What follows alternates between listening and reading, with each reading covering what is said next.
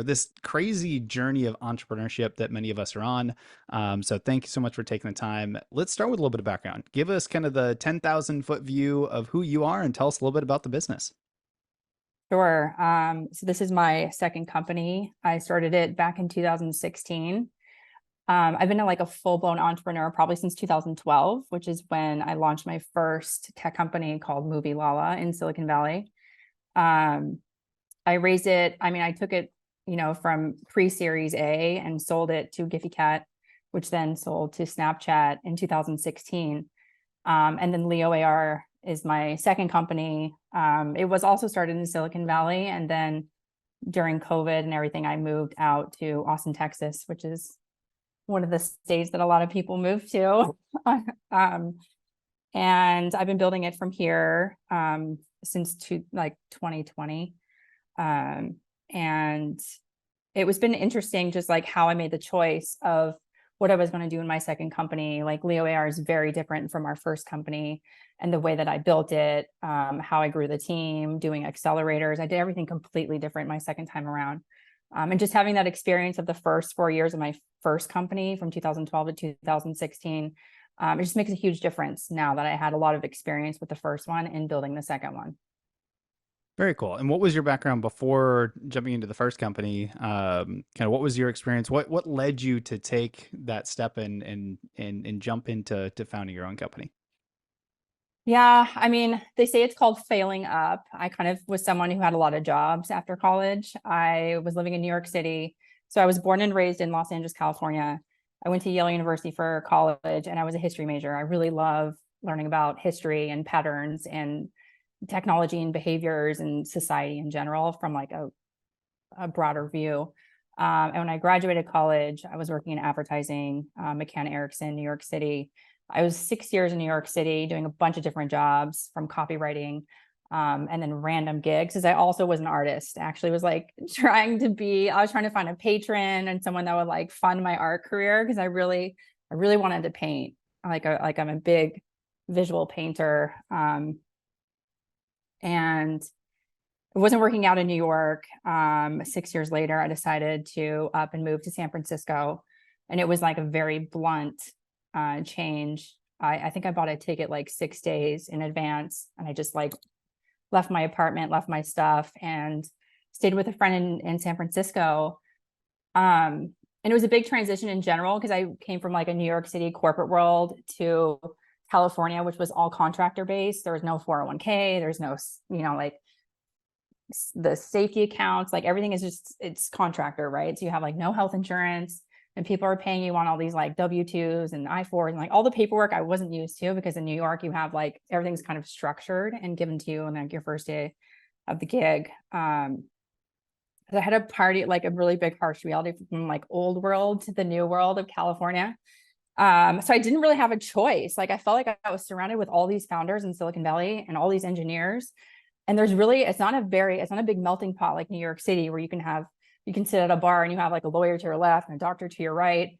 Like everyone's in the tech scene. So I just adapted, and I'm kind of one of these people that like, I have a very diverse background. Like I was an artist, I was a volleyball player. I played 4 years at Yale. I played piano for like over 10 years and was like really high in the piano world. So I had like a very diverse background, where like entrepreneurship was really the perfect job for me, because I always felt in the corporate world, I was learning one task and I was like meant to master that one task for like my whole career.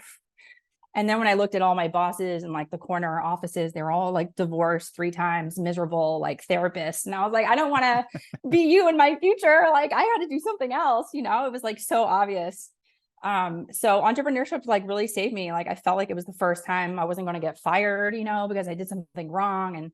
And I really enjoyed learning all the time. I think like when I went to Yale and I was taking all these classes about religion and about history, I really enjoyed like immersing myself in a lot of reading and writing. And we had to write a thesis. I wrote a thesis on the influence of technology on religion, not knowing I was going to get into tech. So it all came like full circle in Silicon Valley, and I loved it, and I thrived in that world. I have a really good work ethic. I worked really hard to be one of the top athletes in California. So I'm very disciplined, and I think the hardest part for me was finding another co-founder that worked as much as I did. Mm, That was something that I ultimately did find, but I struggled, and there was a prior startup I did that like the founders and I, like we weren't a good match. I think that happens a lot for companies in your first time. Like you try to find the right match for a person as a co-founder, and a lot of times it falls apart. But I think it's really like the environment of San Francisco really inspired me to become an entrepreneur. And I really don't have any other um, reason for why it happened. that's really cool. The environment can play such a big factor in some of the choices that we make. And you mentioned the having a co-founder, or just the concept of business partners and having the right fit, that sort of thing. So with the first company, do you have a co-founder, business partners in that one, and do you have business partners and co-founders, anything like that, in your current company with Leo AR? So right now I'm a solo founder in Leo AR. When I started Leo, I did have a co-founder, a technical co-founder, and he was the same co-founder I had in my first company. Hmm. So we've been together we did the 4 years for the last company, sold it, and then we started Leo in 2016. And then around 2020, 2019, he sort of had a really big idea and kept nagging me about it. And I was like, well, I can't leave Leo to go do your dream idea, which is a great idea. But like, I'd raised $3 million at that point. Like, I was already like, I wanted to complete the mission. So he split from me in this company and built his own company. He actually built another one and sold it. And I'm still a solo founder at Leo. Very cool. So tell us a little bit more about Leo AR. What is it? What do you all do? If I'm in the audience and I'm watching this later on, kind of what's the Reader's Digest version of kind of telling us a little bit about what y'all do?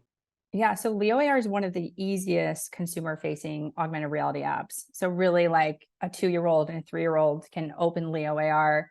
They can have like dancing unicorns, flying aliens, tractors, police cars, like dragons, like all the kind of fantastical or wild animals that kids are obsessed with. Like you can find it within Leo. I wanted to make AR accessible for all ages and make it so simple that like anyone can use it. And that's kind of always been our main theme for this consumer facing app, because a lot of people are using it for enterprise and big businesses. You see it sometimes for measuring things. There's like an AR measure tape for utility purposes. But I really think there's something fun and fantastical and magical about being able to like create your world into anything that you want. Like, one day you can have like a Harry Potter bedroom. Can you imagine if you're like 6 years old and you can finally bring these characters to life from your favorite books into your bedroom? You don't just have um like one avatar, if that's a show you watch, or the Lion King, right? You can have like 10 lions in your room. Like I just think there's such an amazing thing and creativity that you can bring to kids.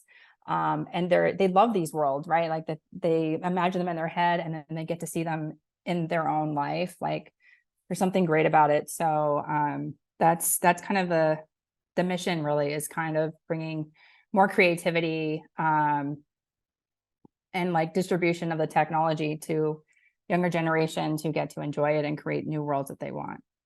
Very cool. I love that. Um, So in kind of this life cycle of Leo, as you've grown since 2016 to now, kind of where are y'all at in the growth cycle at this point? Are you at a point where the app is being monetized at this point? Yeah. What kind of where are you at in the overall life cycle? So I'll just be honest, like Leo AR spun out from an original idea. So Leo came from, in 2016, I started a sticker platform app. And I'm sure this is pretty common in like the journey of a startup, but like Leo is not what it started. So basically I wanted to build, in 2016, I was like, I want to build an American platform for sticker artists to get global distribution of their sticker apps. And at the time, Apple was just opening their sticker stores. And I knew like Line was making $300 million selling digital stickers in their chat app. And I was like, oh, why is no one building it for all the other chat apps or for Slack or all the Skype and like all these platforms that need better engagement for visual communication, which is emojis and stickers?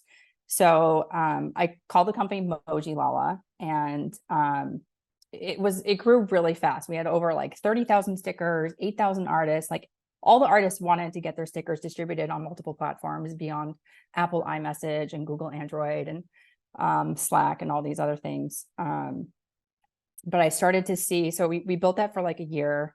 It was out, it was live, and I started to see people dragging the stickers onto video. And I was like, oh, okay, like Messenger is the last 10 years, the next 10 years is going to be all about video. And people Mm. are going to want to augment their videos. And this is before even ARKit and all the AR technology was out yet.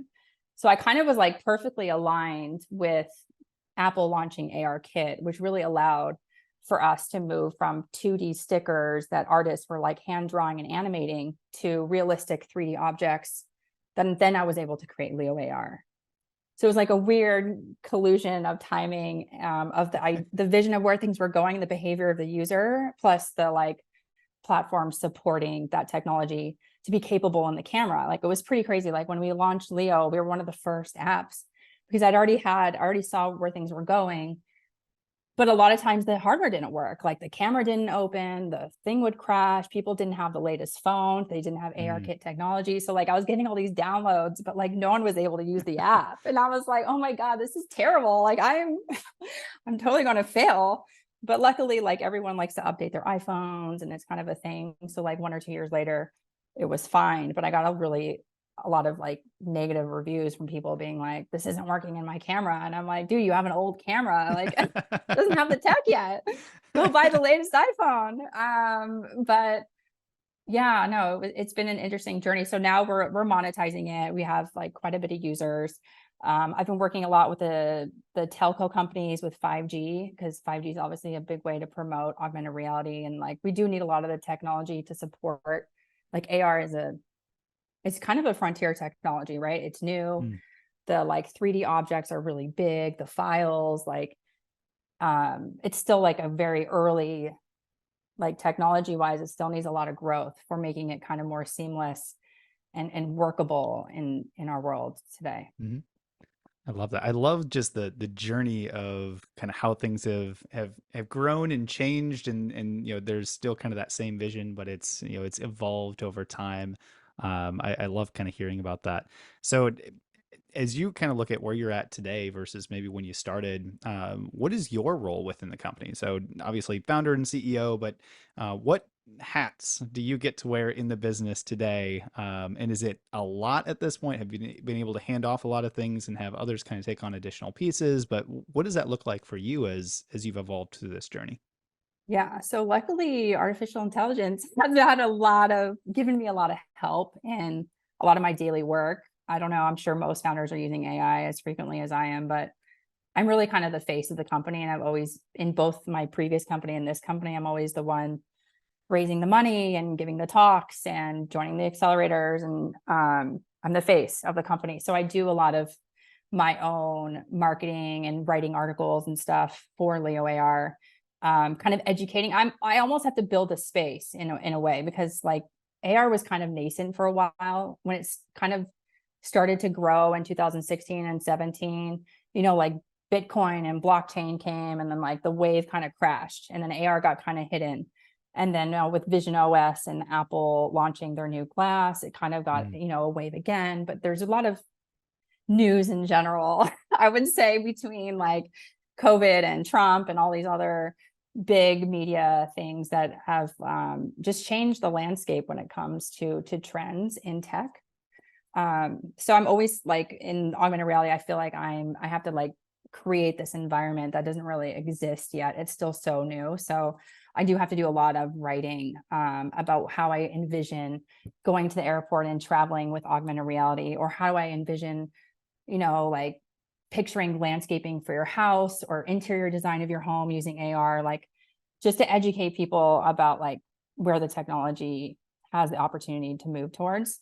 But with AI now, I feel like that's alleviated a lot of I can put in the AI like what I need to build for the writing component, and it like spits it out in 2 seconds, which Mhm. I really like, because it could take me a while to put the words together and edit it myself and then like re-edit and then post it. It could be like a couple days. So my job is still always like fundraising, partnerships, working on product all the time, constantly like finding bugs or problems within all the devices that we're in, because it's like iPad and Android and Apple, iPhone.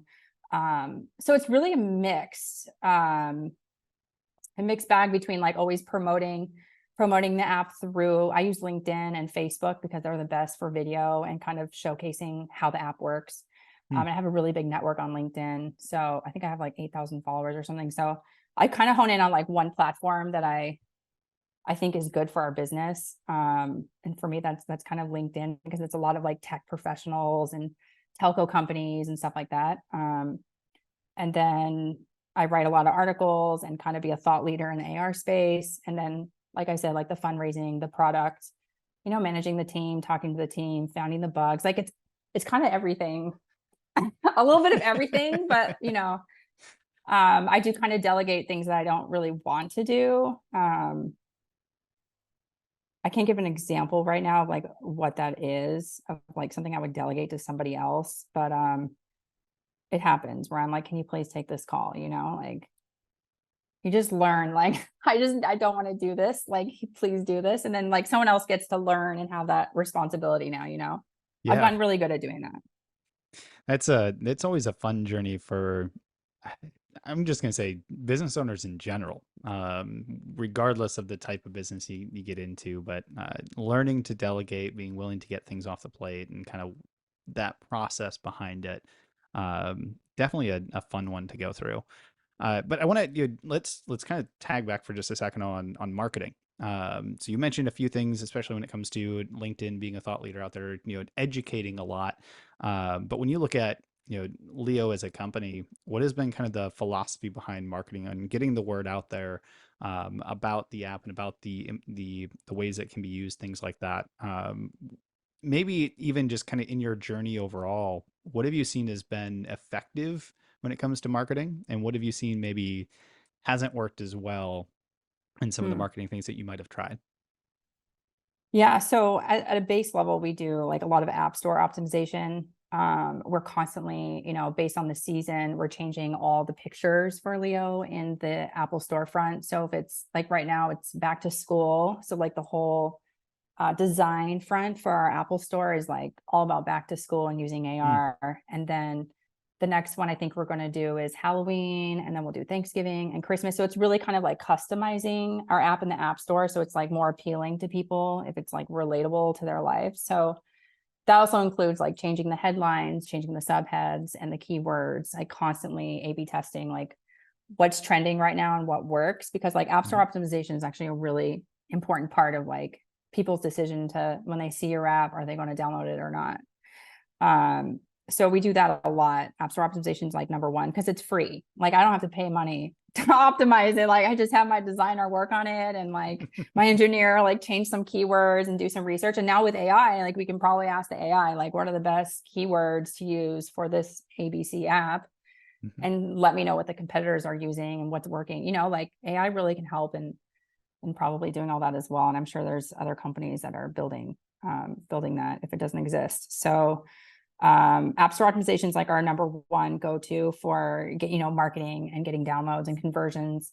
I honestly don't believe in spending money before I have product market fit. Mm, And I'm not sure I have product market fit yet at Leo AR, to be honest. And I don't know if it's because of the environment of like there's just a lot of apps to download for children in the education space, or AR is still new for people, or I don't know. So I haven't spent any $0 in marketing. I will say a month ago, I got approached by a company. They're called Kid Dazzler, and they focus on moms, like moms in Austin, moms of New York, moms of Brooklyn, and they're kind of tech savvy and urban moms. And so they like promote, they like naturally write like, oh, my kid like uses this app, and I think it's great for teaching about dinosaurs. mm, So I've been using that as kind of like, it seems very organic to me. And they have like a whole cluster of moms that do this.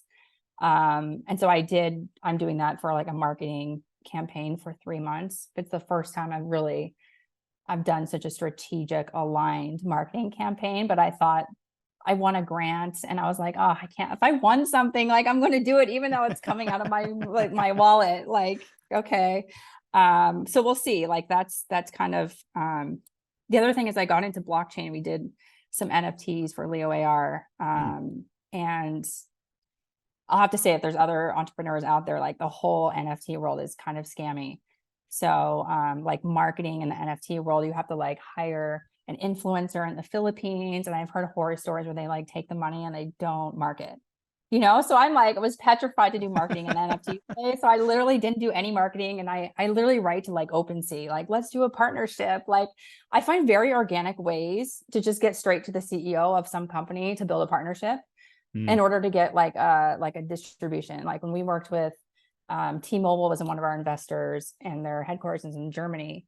And I like worked really hard when I was in their accelerator to like to work with T-Mobile and also work with T-Mobile's partners. So we like ended up working with a professional soccer league in Germany and did a bunch of AR stuff with them. So I always find ways that are kind of cheap, and I'm not like paying crazy amounts of money for marketing, because I know the horror stories of people spending so much money. They don't get a bunch of downloads, like TikTok influencers. Like I don't play those games. Like I just go straight to who I need to talk to in the big company to build a partnership. And then it becomes like more of a free distribution. Like you scratch my back, I scratch yours. And usually there's some compatibility of like why we're doing it together. I love that. Regardless of what type of industry you're in, whether it's a startup company or a mom and pop business that's been around forever, the spend on marketing and that horror stories that can be behind that on I spent money and didn't get the downloads or people walking in the door or clicks or whatever it is. There's a lot to it when it comes to being strategic and focused when it comes to the types of marketing, and not all marketing needs to spend, or do you need to spend much money on. It's just very focused and strategic there. um well, there's a couple questions I want to ask. I know we're not going to have enough time to get through like everything that's in my head right now, but I want to maybe just take a moment, because you had mentioned at the very beginning, some things that you do differently or learn to do differently from the first business that Mhm. you founded and built and sold to this one now today. Um, if you would share maybe just one or two of the lessons that you learned in that journey, and some things that you've chosen to do differently because of your learnings. Right. So I would say, like when I started entrepreneurship, I didn't have the perfect background. Here I was like an artist, history major from Yale. Like everyone was like, what are you doing here? You know what I mean? Like I wasn't a computer science major from Carnegie Mellon or Stanford, and my dad wasn't a billionaire living in, Silicon Valley, which is like, I hate to say it, there is like a stereotype to the people living in San Mhm. Francisco and in technology. So I had to start from scratch when it comes to building relationships. And in the first company, I had 36 angel investors, which seems absurd to me now. Like, how did I do that? But I literally this is before COVID, but I had so many meetings a day where I would just go and I would connect with them on LinkedIn, which I'm sure no one even uses LinkedIn now, because AngelList didn't exist or Crunchbase didn't exist. So I would have these like 20-minute meetings with these investors, just asking like, how did you get here? What do you do for a job? Like really almost like a mentor, but just trying to learn like how it works, from like, Mm. how do you raise money? What is like, I have this company I'm trying to build. So I really learned the hard way, like I took like 6 to 8 months to, I think, close my first angel check. And then obviously I wasn't used to the pitching myself or pitching the company. Like my whole life I'd been trained, not to boast about all my talents and where I went to school and all this stuff. And it's like the first thing you do in the like 2 seconds you have with an investor, right? So I really had to train myself everything when I got into entrepreneurship. Um, and when so managing 36 angel investors was crazy. You know what I mean? Like it just was really difficult. And when I started my second company, I was like, I'm going to join accelerators this time, and I'm going to have a VC and have like, maybe 5 investors for, Mhm. $3 million or $2 million or whatever the seed money is. So I ended up joining four accelerators. I did 500 startups. I did Stanford StartX. I did Betaworks, VisionWorks around AR and machine learning. And I did Deutsche Telekom, T-Mobile accelerator with Quake Capital. That was in the middle of COVID. It was pretty crazy. But so this time around, I felt like I had a little bit more credibility and it Mm, was a lot easier to raise money also because I was a second time entrepreneur, sure. but I didn't have to like scrounge around doing all the legwork of like a brand new entrepreneur on the scene trying to raise money. So, I mean, a lot of it's kind of learnings, but it's also just the experience. I don't take it back though. Like I really enjoyed, I'm kind of sad like COVID and post COVID that we don't get to interact as much with the investors, right? Like Mm. I don't even know the last time I met an investor like 2020, like I think people are just raising money on Zoom. Um, so, I mean, that's kind of sad in a way because I really got great stories and they were so helpful. Like if I met an investor that wasn't in my category, they would always intro me to like 5 of their friends that were doing consumer space. So Mm. it actually made everything a lot easier getting like a warm intro from a friend investor. So yeah, I learned a lot, but things have changed a lot since my first company. So a lot of the things I learned probably aren't even applicable today because they're like post COVID is a very strange remote world now. Well, I love just the lessons from experience, just highlighting that and highlighting the fact that sometimes you don't always know what you don't know in that first round, but then when you get to the next iteration of things, you're able to kind of pinpoint the things to do just a little bit differently, even if it's just for you individually, knowing what works best for you, which is really cool.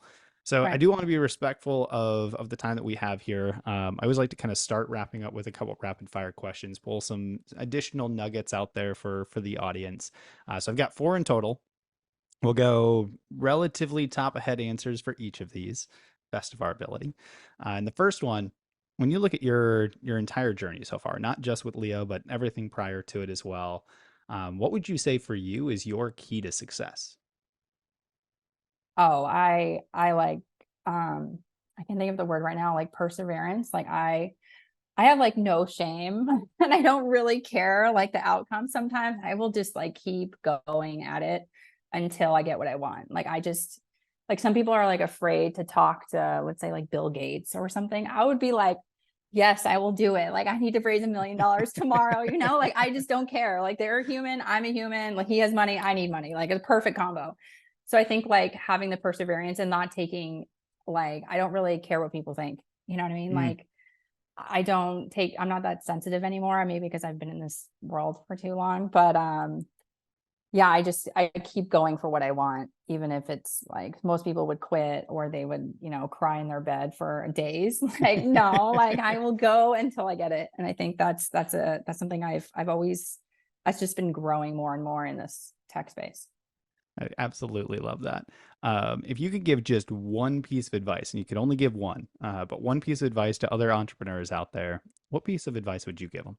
Yeah, I would always tell them to start early. I think as a first time entrepreneur, you're always like looking for benchmarks or milestones like, oh, when I get my landing page, I'll reach out to investors, or when I hire my first engineer. It's like, no, just start sending emails now. Like, hey, I'm so and so. I'm just starting this idea. I'd love to get your feedback or tell me what you think about it. Like, because building these relationships makes it takes so much time. And there's so many investors out there in general. So I always tell people, like, don't wait for a year to pass or 2 years until you have the app ready or whatever.